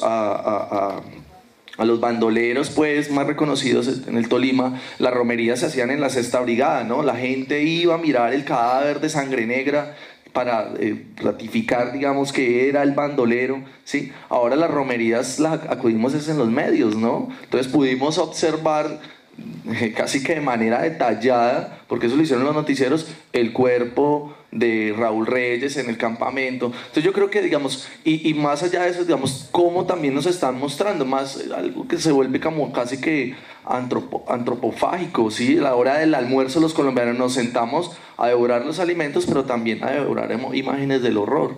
Y creo que eso, digamos, también, porque en últimas estas estéticas nos plantean diversos significantes, y creo que cuando esos significantes quedan así sueltos, o sea, uno puede apropiarse de esos significantes y de una u otra manera proponer, me parece a mí. O sea, creo que no todo está dicho, menos en arte, en audiovisual, yo creo que no está dicho, pero sí las posibilidades de proponer nuevas maneras de, y creo que en eso la maestra Marta, digamos, nos lo ha mostrado, o sea, sin sacrificar la estética, los documentales de la profesora Marta y de Jorge Silva, logran, digamos, dar ese tratamiento frente a situaciones conflictivas, ¿sí? Situaciones que exigen y demandan precisamente ese compromiso, ¿no? Más cuando precisamente se está hablando de ausencias, de no presencias, de los muertos, de nuestros muertos, ¿sí? Y la manera como la cámara, en este caso, es el dispositivo que le permite también, digamos, reafirmar esa existencia, ¿no? Y las posibilidades de también desarrollarse un proyecto, ¿sí? Político, como en el caso de los indígenas del Cauca.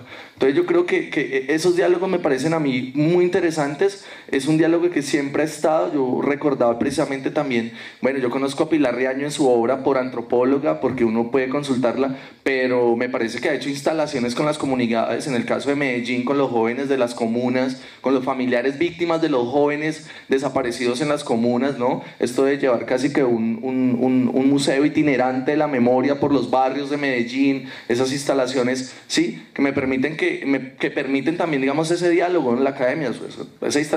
Básicamente sería una instalación artística, ¿no? Y cómo empieza también a interlocutar. Y bueno, es el trabajo de una antropóloga. Entonces me parece a mí que es interesante empezar a mirar cuáles son esas posibilidades, ¿sí? Frente a lo que se nos propone diariamente la gran industria, pero también nosotros desde la academia, o no desde la academia, desde nuestros espacios, los espacios colectivos, alternativos, ¿sí? Cómo estamos, digamos, tratando este tema. Bueno, yo creo que estamos preparados para el tercer tema, pero sin abandonar el terreno de lo que hemos hablado un tanto, y creo que tiene que ver con esta pregunta que dicen acá los organizadores: ¿son los artistas comunicadores sociales? ¿Qué están comunicando los artistas y qué deben comunicar? Yo creo que desde mi punto de vista, para ver cómo logramos incidir allí en esta problemática, me parecería que puedo plantear la siguiente problemática. Es en función de una película que se llama El fotógrafo. Es un esbozo de la vida de James Nature, un fotógrafo de guerra, ¿sí?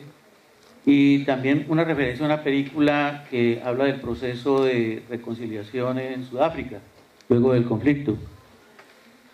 Creo que en esa película está planteada de una manera muy precisa esa problemática que uno puede ver en los medios, de unos medios que asumen el conflicto, el posconflicto, la reconciliación, el perdón, el olvido. Lo asumen precisamente como un hecho de exotización, un hecho de especulación, un hecho de espectacularización incluso. Y efectivamente se vuelve como una especie de nube evanescente de lo que ha acontecido. Hay como tres puntos de vista. El punto de vista de un periódico que practica esta comunicación amarillista, especulativa, espectacular. Hay el punto de vista de un periodista norteamericano, negro él, que lo mandan a cubrir la reconciliación en Sudáfrica, y pues entre su posición crítica de todas maneras no se deja esconder su punto de vista un tanto sesgado por ser precisamente afroamericano. Y hay el tercer punto de vista de una periodista que hace un programa de radio, ¿sí? Y que comienza a acercarse a estos relatos de las víctimas, pero también de los victimarios, y a poner sus discursos y sus textos en una comunicación radial que es bastante sugestiva, porque los comentarios que ella hace están como en clave de poesía verbal, ¿sí? Tanto los textos que ella hace como los textos con los cuales da cuenta de las víctimas y de los victimarios se construyen en un tejido que no está lejano de la poesía. Me pareció que esa película planteaba una idea que hemos venido trabajando aquí en la carrera de comunicación y que es motivo de algún debate entre los compañeros profesores sobre esta idea de lo noticioso, con su gramática, su manera de asumir la noticia evanescente. Una noticia de farándula es equivalente a una noticia de una masacre, etc. La superficialidad, la fragmentación que no se vincula en sus fragmentos, ¿sí? Ese estilo que efectivamente crea otra realidad, pero una realidad que se sitúa muy por debajo de una verosimilitud contextual de la gravedad de lo que ha pasado. Y el estilo de esta periodista me parecía a mí que por su dimensión poética llegaba al fondo del asunto, llegaba a la realidad del punto, no solamente de una conmiseración por las víctimas o de una situación contradictoria de los victimarios, sino, digamos, dejando sobre la mesa, en ese tipo de formato que ella hacía con la poesía radial, la sensibilidad que se puso en juego, ¿sí? Tanto de los que hicieron los horrores y produjeron las imágenes del horror, como de quienes sufrieron, ¿sí? La pregunta crucial allí es el tipo de sensibilidad que se pone en juego. Y al parecer el esquema de lo periodístico, de lo hegemónico periodístico, se mantiene en esa distancia ante la pregunta de qué sensibilidad se puso en juego.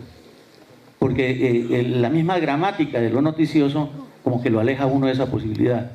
En cambio, esta periodista con ese programa radial iba como al corazón de la gente, ¿sí? Y que le hurgaba muy dentro, porque iba como a lo profundamente sustancial de la gravedad de los asuntos. Entonces yo quiero plantearle esa problemática a ustedes. Entronca con esta idea de lo estético como una manera de comunicarse de otra forma muy distinta, de lo cual este fotógrafo James Nature hace gala por todos los lados, en esa película que se llama El Fotógrafo, que recomiendo que la vean, sobre todo aquellos que quieren hacer otro tipo de comunicación. Sí, yo vi una película en un festival en Europa de una mujer belga de la masacre de los Tutsis en África, con una ópera, montó una ópera, y porque como por el clima los cadáveres se conservaban, las momias, trabajó con eso, hizo una gran ópera que era una absoluta maravilla sobre la reconciliación y el perdón, como dice usted, con imágenes macabras. Sí. ¿Usted se acuerda de Norman Mejía, el amigo plástico, el pintor que hizo La horrible mujer castigadora? ¿Y qué piensas tú de esa obra?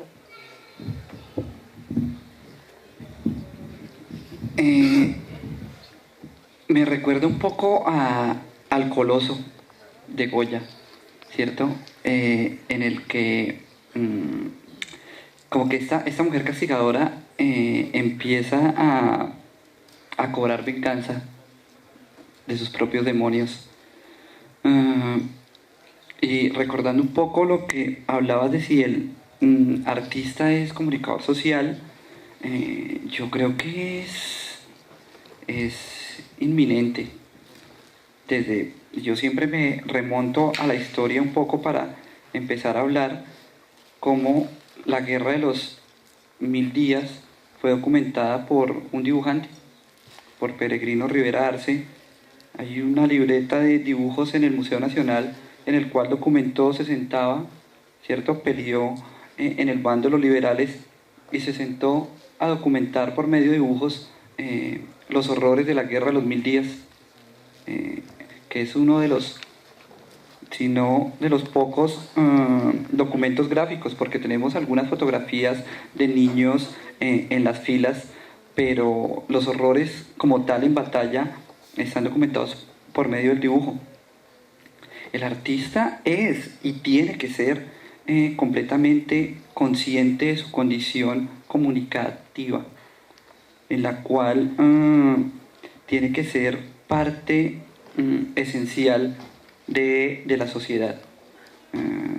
Y pues a mí me encantaría que no solamente este conversatorio fuera para una gran mayoría de público en comunicación social y periodismo, sino en artes plásticas, y generar esa invitación a que trabajen interdisciplinarmente, en el cual, ya que tienen esa bonita oportunidad de tener facultad de comunicación y facultad de artes, trabajaran mancomunadamente, en la cual crearan productos audiovisuales, ¿cierto? Pero productos gráficos supremamente contundentes.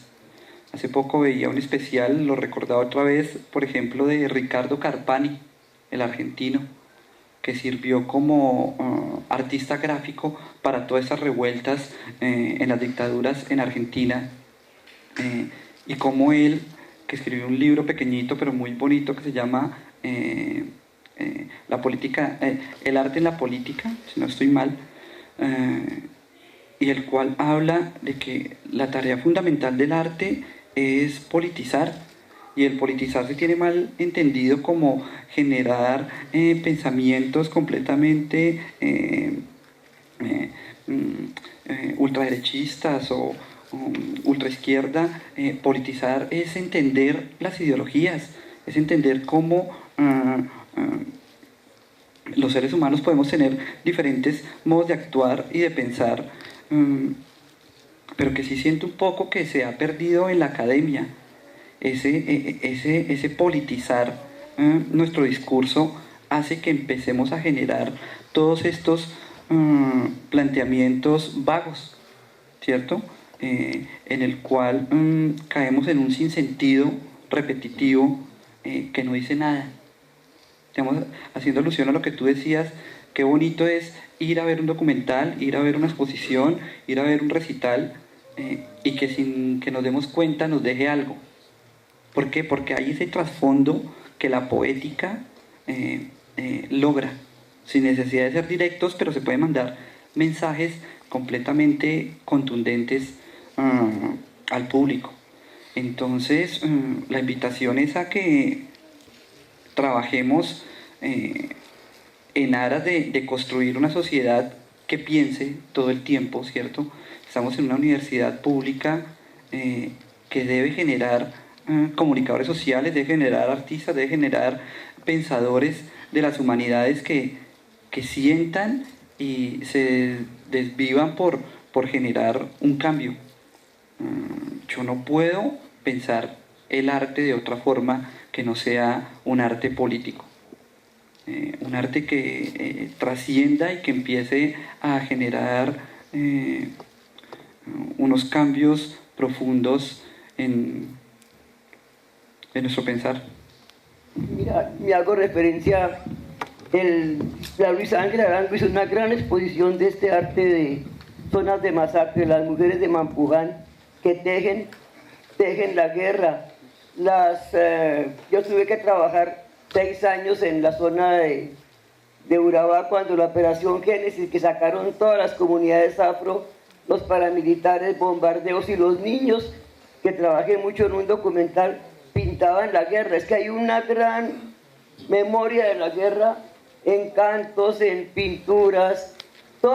Los 6 años que estuve en Urabá testimoniando la guerra, donde sacaron las comunidades afrocolombianas, produjo un arte de resistencia que es impresionante. Los cantos que vienen de África y cantan la guerra, los cronistas cantan la guerra de todos, de cuando salían por el atraco con sus hijos, y luego teníamos las pinturas de los niños que estaban constantemente pintando cómo cayó una bomba y acabó con su escuela, los pescados para volver. Era como usted no vio esa exposición que hicieron en la Luis Ángel Arango. Sí, estaban las mujeres de Mampuján, allá cuando la horrible masacre de Bojayá, las mujeres se pusieron a bordar los nombres de todos los que murieron en la iglesia y tienen una tela inmensa, ¿sí la viste, no? Con los nombres de todos los que murieron en la iglesia y allá en Bojayá, a través de cantos, y han tratado de exorcizar ese horror de esa masacre tan espantosa. Yo creo que hay un arte inmenso de la resistencia en Colombia, del cual pónganle cuidado. Tal vez hoy he hablado llamémoslo, de esos grandes artistas que figuran en el ámbito nacional e internacional, pero tú haces alusión a algo supremamente importante, que es esa voz de esos invisibilizados por medio del arte. Pues lamentablemente lo patrocina la Philip Morris, pero existe el Salón de Arte Popular, ¿cierto?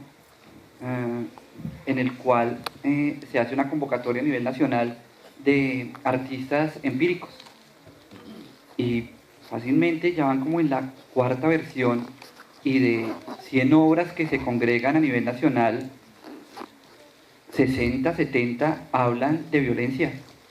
El artista empírico de las regiones es completamente político.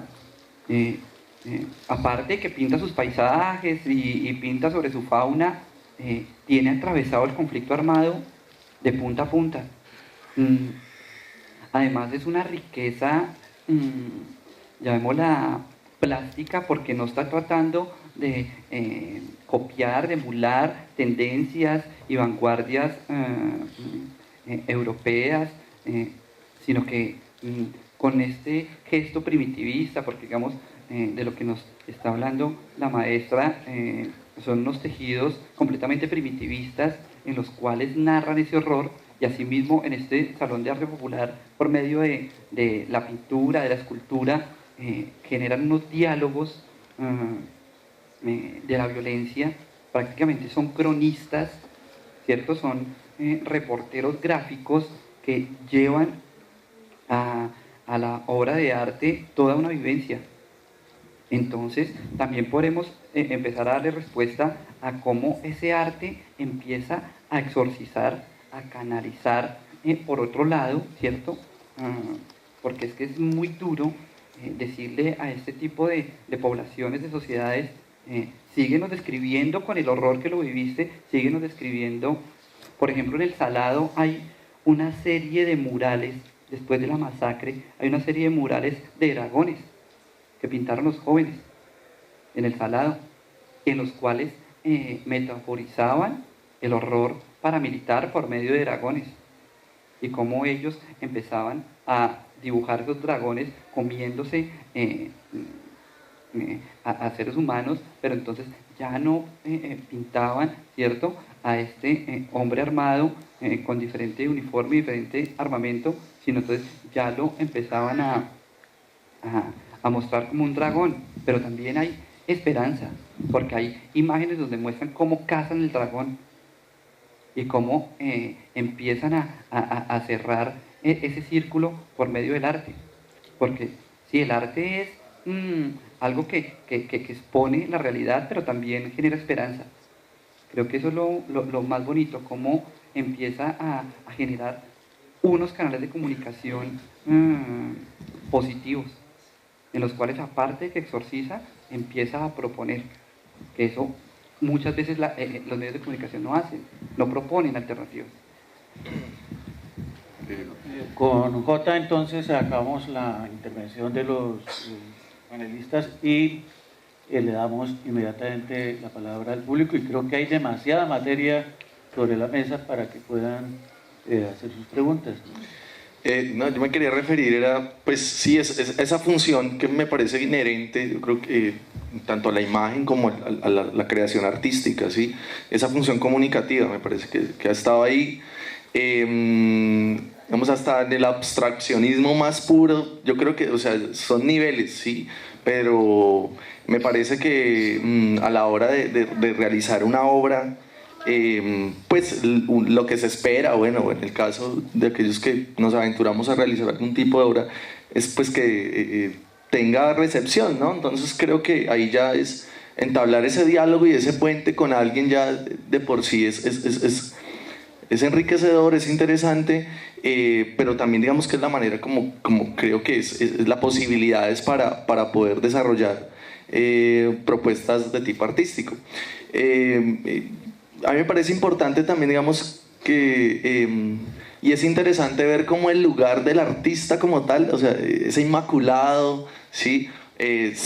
Digamos, también se emplaza en estos momentos, ¿no? Digamos, con ese cambio tecnológico tan impresionante, pues digamos que digamos, no haciendo apología pues a este desarrollo técnico como tal, pero digamos que con el desarrollo de las nuevas tecnologías hay unas posibilidades también para que la gente pueda, es decir, el arte sea algo más interactivo, ¿no? Y que mucha gente se aventure también a desarrollar sus propias propuestas, ¿sí? En el caso pues, del audiovisual ni se diga, ¿no? El propio Marta lo refería ahorita, en el caso del video primeramente, bueno, ahora también con todo, digamos, estos andamiajes técnicos que existen también, hay esas posibilidades. Entonces me parece a mí interesante pues cómo también, digamos, se emplaza ese lugar, ¿no? Como el artista, o esa visión también muy aristocrática del arte, ¿no? Sí, que se entiende también el artista como esta persona involucrada en un autismo social, ¿sí? Desconectada de todo, de toda posibilidad con el mundo exterior. Yo creo que para nada, ¿no? Hoy precisamente vemos cómo estas nuevas maneras esas nuevas maneras de hacer están ahí muy latentes y eso me parece muy interesante también, ver esa interactividad en el caso del performance, ¿sí? Como esta explosión también a partir de lo que es el cuerpo, pero también la imagen, la fotografía, el videoclip. Me parece a mí que son maneras también que van generando estos nuevos tránsitos, uno de la imagen y que van generando también públicos, ¿no? Yo recuerdo hace unos 2 años, 3, no sé, por lo menos una experiencia en un festival que se llama Alteróptica en la Universidad del Quindío. Pues es muy interesante porque bueno, son las nuevas apuestas también visuales de un grupo de jóvenes, sí, como sus iniciativas. Y lo interesante era ver cómo el espectador, ¿sí? Se le arroja, digamos, esa función productora a través de plataformas en la internet para la realización de nuevos contenidos, ¿sí? O el contenido que ya ese espectador desee, que son las posibilidades que hoy ofrece la web. Y en ese sentido, pues me parece a mí que es interesante también empezar también a romper con esos tradicionalismos. No soy de los que piense tampoco, pues, que, digamos, se justifique pues cualquier tipo de mediocridad se pueda llamar arte, ¿no? Creo que hay procesos rigurosos y eso uno también lo entiende a la hora de establecer esa comunicación entre la obra, el artista, ¿sí? Y uno como espectador, y creo que uno logra reconocer también cuando hay esfuerzos, cuando hay rigurosidad, ¿sí? Y no creo pues que esto sea pues en los términos que se desarrollan algunas propuestas que pueden, digamos, presumir de algo artístico, ¿no? Que ha sido como muchas de las discusiones también que uno da con muchos compañeros aquí. A mí me parece interesante eso también, como esa posibilidad de transformar la visión del artista, ¿no? Entonces ahora desde la casa usted puede también realizar, digamos, una serie de procedimientos que le permiten también involucrarse de una u otra manera en esta movida y establecer precisamente esa función comunicativa. Yo creo que lo que hace estas nuevas tecnologías es poder también en cierto término democratizar, o sea, entendiendo por la posibilidad, democratizar esa posibilidad que da de que mucha más gente acceda. Sin embargo, pues ya otro cuento es quienes accedan en países como los nuestros, en regiones como las nuestras, a este tipo de dispositivos y de qué manera, digamos, se conectan con este tipo de dispositivos. Ahora pensaba precisamente en Leonardo Mora, compañero, el amigo, que uno habla con Leonardo sobre sus películas, sobre lo que él realiza, y él básicamente pues le habla a uno de las posibilidades que tiene el dispositivo con el que trabaja, pero eso no lo limita para nada, ¿no? Por el contrario, aprovecha esas herramientas y lo que hace pues es presentar, digamos, unas propuestas visuales muy interesantes donde ni el sonido, digamos, que puede ser una limitante porque él trabaja con una cámara compacta, bueno, se inventó lo del recursos, ¿no? A partir del lenguaje audiovisual, Y eso me parece a mí también interesante, ¿no? Entonces ya ver cómo va proliferando precisamente esta visión y que ya podemos encontrar unas maneras de converger en el arte y establecer también ese diálogo, esa comunicación precisamente entre espectador, obra, artista, ¿sí? Y pues en términos académicos ni se diga, ¿no? Pienso. Bueno, creo que hemos atravesado los 4 puntos que nos proponían los organizadores. Hay suficiente material sobre el tapete y creo que preocupación de los periodistas, sobre todo, confrontarse con esta idea de otro tipo de comunicación donde la estética sea también el centro de los textos y los discursos comunicativos. Entonces, abrimos cordialmente la participación de los presentes. Cualquier tipo de pregunta se vale, comentarios acerca de lo que hemos dicho acá. Bueno, dos. Uno, el de 2 acá.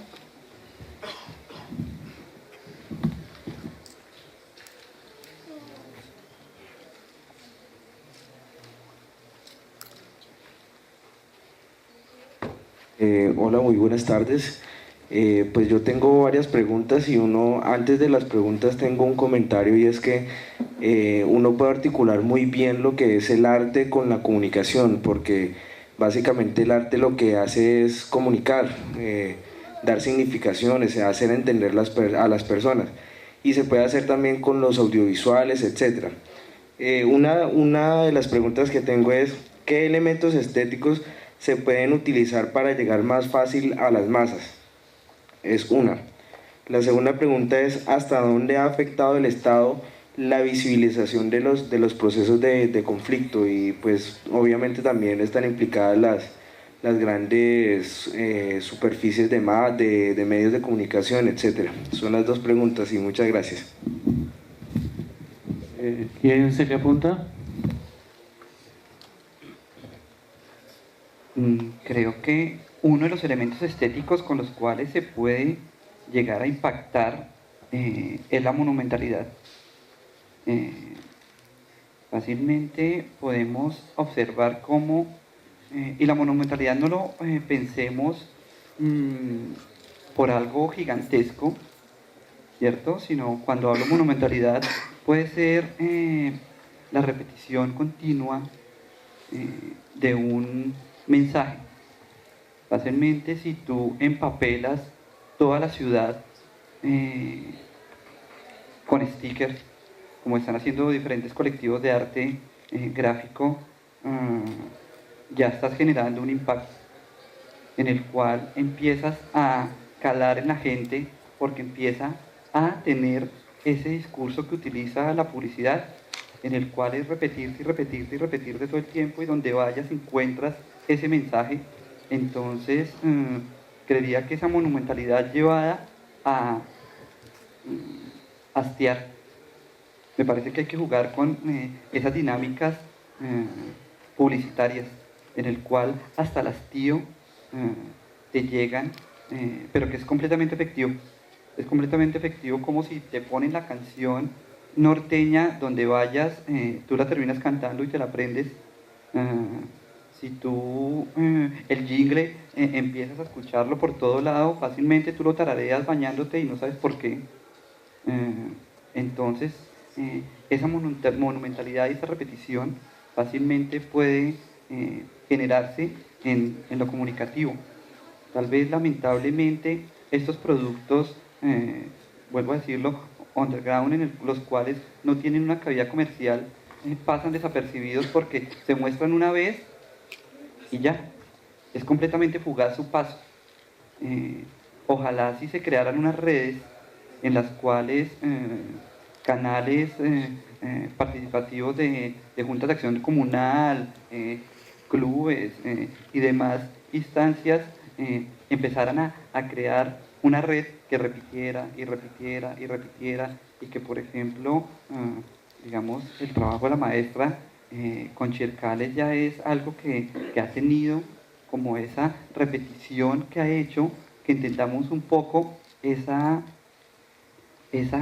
voz de aquellos vulnerados y periféricos. Entonces, en la medida en la que nosotros difundamos con llamémosla una gran repetición, vamos a lograr calar. Es uno de los muchos formas estéticas que podrían darse para lograrlo. ¿Quién más? De Luz. El famoso documental Santiago Álvarez Now, si lo conocen, ¿no? Con una canción dura 8 minutos 5. Nos muestra todo el apartado y todo lo que conocen Now, ¿no? De Santiago Álvarez. Mira, como en Cuba no tienen acceso a tantas modernidades y cosas, ellos trabajan con... Allá en Cuba decían o inventar o morir. Entonces consiguen la revista Live, consiguen lo que sea. Y una canción y presenta todo el racismo y toda la represión con los afros. Y dura 8 minutos. ¿No es cierto? Es de una efectividad enorme. Pienso que es un ejemplo de cine latinoamericano que realmente nos enseña la eficacia de usar cualquier medio, revistas, periódicos, una canción, 1000 vainas, para pasar un mensaje de una efectividad impresionante, ¿no es cierto? Bueno, para referirnos a Nao de Santiago Álvarez, me parece que está un montaje del corte breve de lo que hoy muchos dirían obedecería a una sensibilidad del videoclip. En ese entonces no se hablaba del videoclip. O del collage. ¿Sí? Con collage, pero entonces los cortes, los planos, la duración de los planos es muy breve. ¿Sí? Tipo montaje de la famosa secuencia de las escaleras de Odessa de Eisenstein. ¿Sí? Un montaje fragmentario, un montaje que le causaba demasiada molestia a André Bazin, que propendía por la toma secuencia y tomaba como ejemplo de esa eficacia comunicativa el neorrealismo italiano y defendía a ultranza el neorrealismo italiano. Yo creo que eso lo podríamos relacionar con el tema de los noticiosos, en el sentido de que los noticieros, sobre todo los de nuestro ámbito, utilizan el fragmento, digamos, evitar el tiempo muerto, decía el director de la estrategia del Caracol, Sergio Cabrera. Él decía, hay que evitar el tiempo muerto. Yo he aprendido eso en los spots comerciales, ¿sí? Y supuestamente esa era la mayor eficacia para mantener al público solapas de comienzo a fin del relato, como pretendía García Márquez con su novela crónica de una muerte anunciada. Sin embargo, en el montaje fragmentario de Nao, piensa uno que los fragmentos están vinculados por una línea, exactamente esa denuncia del racismo en el sur y en los Estados Unidos, sobre todo en el sur. Y digámoslo así, lo que uno ve en los noticieros o en la hegemonía de la comunicación es la utilización del videoclip, de la estructura de los fragmentos cortos, pero con la desventaja en relación a Nao, por ejemplo, o en relación al concepto del montaje de Eisenstein, de que no articula los fragmentos, sino pretende en la comunicación masiva con el público, y tiene tremenda eficacia, ¿sí? Es esa estructuración de no vincular los fragmentos, de no articular alrededor de una problemática los fragmentos. Creo que Santiago Álvarez, en los noticieros del ICAI, en el tipo de noticias que él planteaba, él, con su montaje fragmentario, en el noticiero del ICAI, que era un montaje similar al de Nao, sí le interesaba articular incluso una temática con noticias distintas, ¿sí? De tal suerte que una columna vertebral estaba guiando como todo el transcurso del noticiero de comienzo a fin, a pesar de estar utilizando el montaje eisensteiniano, por decirlo menos. Utilizó mucho las técnicas de los intertítulos. Santiago era como un discípulo de Bertolt en muchas cosas. Sí. Hay una pregunta, la otra pregunta del compañero que me pareció interesante frente a la civilización del Estado frente pues a estos procesos. Y pues a mí me parece personalmente que, digamos, antes la discusión o la pelea se daba en el terreno de la representación, ¿no? Es decir, cómo ganar, ganarle margen al tema de la representación, ya sea de esas comunidades que históricamente, en el caso de este país, pues han sido marginadas o que no han tenido, digamos, no se han tenido en cuenta dentro de ese relato pues de nación que se ha querido de una u otra manera construir en Colombia. Entonces yo creo que el problema ahorita, digamos, es el reconocimiento, ¿no? Ya los conocemos, ya conocemos que existen afros, ¿sí? Ya conocemos que hay una región pacífica, producen con sus limitaciones, tenemos el caso también pues los indígenas, pero bueno, digamos en términos del reconocimiento, me parece que hay que apostarle también a esto de la exhibición, de cómo circula también este tipo de arte, porque pues, digamos, ahí existe, existe una posibilidad precisamente para poder no incurrir en la no repetición, en el caso de lo que veníamos mencionando frente a temas del conflicto. Pero también, digamos, yo creo que pues es latente, ¿no? El Estado, el papel que cumple en Colombia pues está dado pues históricamente también al tema de qué intereses representa, ¿no?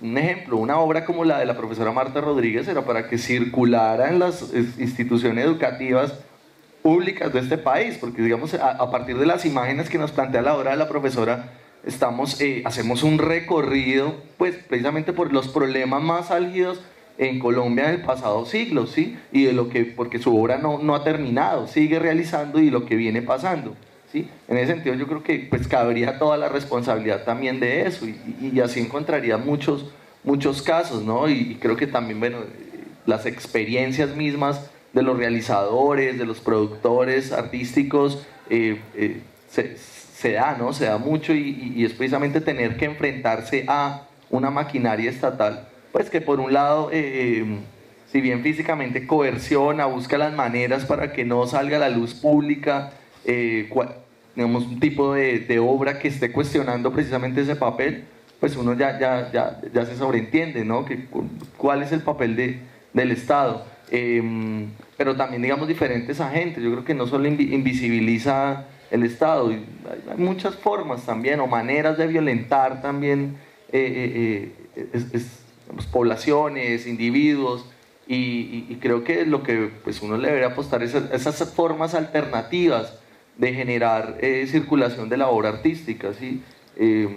Bueno, a algunos no les gusta, la piratería es una forma, no, les recomiendo mucho que vean este documental de Vice, son 15 minutos, sobre el pasaje 18 de Polvos Azules en Lima, ¿no? Y cómo la tienen clara los de Polvos, a mí me parece que la tienen también, digamos, clara en el sentido de que, bueno, no tienen la posibilidad de acceder a muchas cinematografías importantes del mundo y pues allí la gente encuentra la posibilidad de acceder a través de la piratería. Bueno, digamos que eso ya es otra discusión, pero sí tenemos que plantearnos esas formas de circulación. En el caso del audiovisual, bueno, tenemos, ahorita hay muchos festivales y me parece que tienen que seguirse dando estos escenarios, porque pues no se puede quedar ahí. Si por un lado cercenan esa posibilidad, pues hay que mirar cómo por el otro lado se buscan esas rutas, ¿no? Para que empiece a circular y pues casos, ejemplos, habrán muchísimos en el arte. La censura en este país ha sido permanente, sigue siendo permanente, o sea, el hecho de que tengamos un procurador como el que tenemos que permanentemente está censurando, ¿sí? O sea, ¿qué más? O sea, es algo a lo que se ha tenido que enfrentar el artista en Colombia y bueno, en muchas otras latitudes, pero aquí pues, eso implica unas formas bien complejas de entender también el entorno. Pues creo que es claro para todos cómo el Estado invisibiliza, ¿cierto? Y restringe